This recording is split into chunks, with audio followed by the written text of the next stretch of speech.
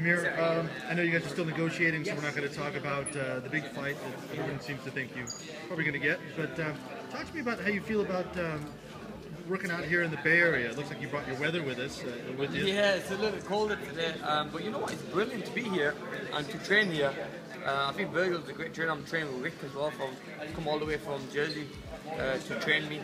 I mean, I'm in a great position here. I'm working with some good people here, working on how to improve myself and where I make mistakes. And at the moment, we don't have a date yet.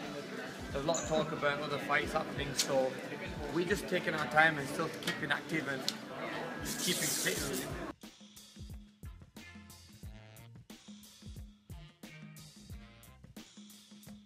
You know, I'm the biggest critic you get, man. I mean, I criticize myself. If I make a mistake in a fight, I don't blame anyone. I blame myself, and I want to improve myself straight away.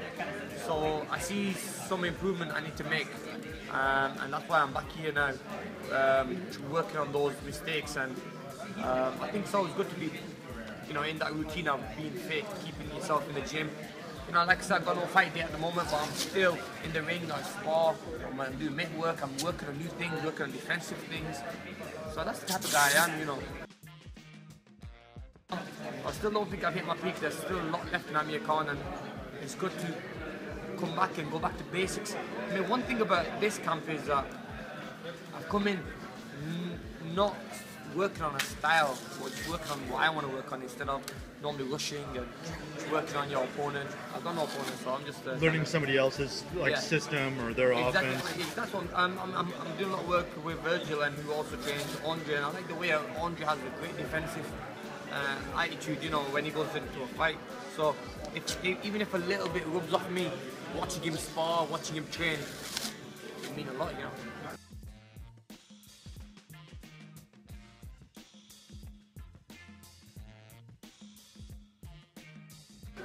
Compare the cultures between Wildcard and then working up here with watching Andre and their gym. The Wildcard's a great gym, don't get me wrong. I like Freddie. I think Freddie's a great coach, but it's very different.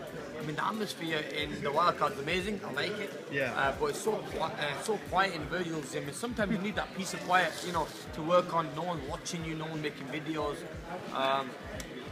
It's very private, and Virgil likes it very private. Whereas in the Wildcard, every man walks in there. And it's good, you know, because in a fight you have loads of people watching you.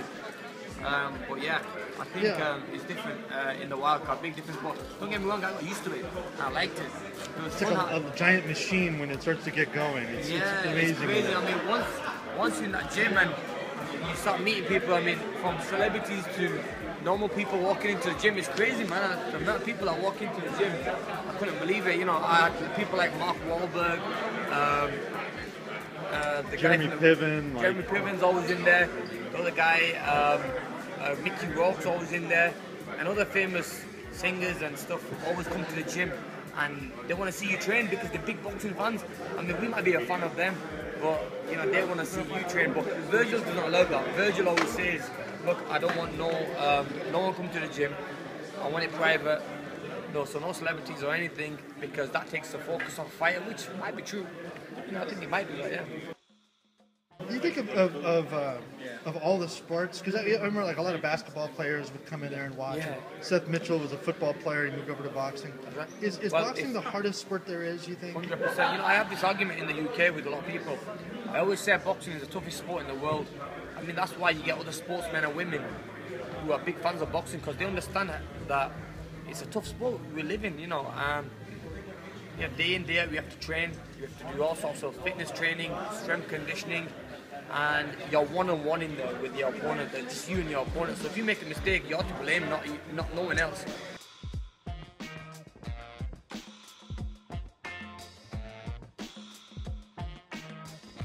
So there's no one to save you in there, man. You're on your own. So you cannot cheat yourself or anything. And that's what makes it probably the toughest sport in the world, because you have to be focused. You have to take a shot. You have to always be on, always be on alert, really. Yeah. I mean, you can't take your focus off for one in for 1 second, because as soon as you do that, you can get knocked out, man. I've made that mistake before, and I've suffered from things like that. But like I said, now I'm more wiser as I've got older, and I'm never going to make them mistakes again.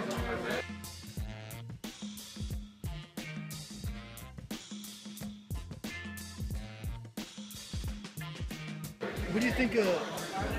What 147 is going to do for you physically?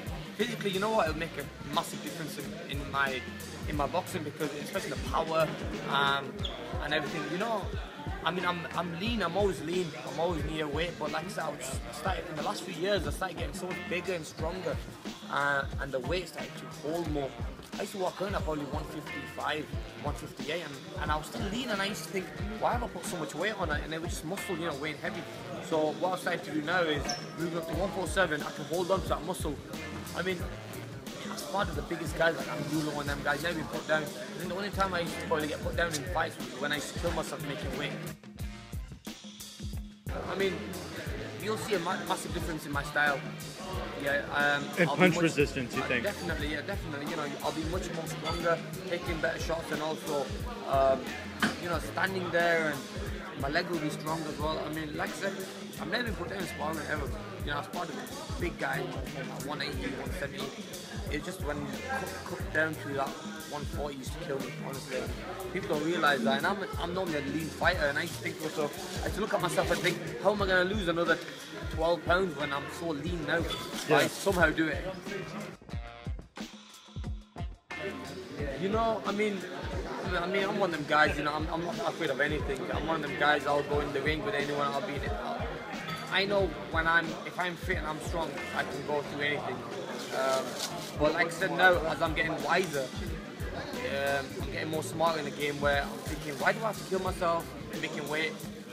I lose 50% of my training by losing weight. So there's no point killing myself making weight now. I'd rather just move up a weight and be happy and fight better.